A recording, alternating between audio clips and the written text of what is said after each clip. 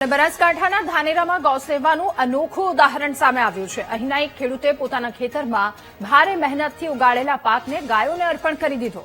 ધાનેરાના પ્રકાશ તરક નામના ખેડૂતે 5 વીઘા જમીનમાં ઉભેલા લીલાછમ બાજરીના પાકમાં રખડતી ગાયોને ચરવા છોડી દીધી હતી। આજના સમયમાં આપણા જોડે પરમાત્મા આપ્યું છે તો અમે પણ મારા 5 વીઘાનું ખેતર છે, બાજરી પાક ઉપર છે, પણ મને એક તમન્ના થી કે દેશી ગાયો માટે આપણે આપીએ।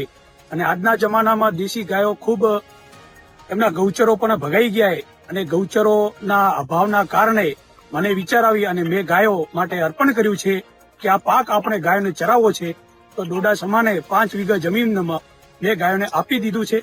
અને બીજું કે આજના સમયમાં જોઈને વિચાર આવે। હાલ આપણા અધ્યક્ષ શંકરભાઈ ચૌધરી સાહેબ એ ભાષણ આપતા હોય ત્યારે એમ દેખતા કે આપણે કંઈક પરમાત્માના અનુયાયીઓ છીએ તો આપણે કંઈક જીવનમાં સારું કરીને જઈએ।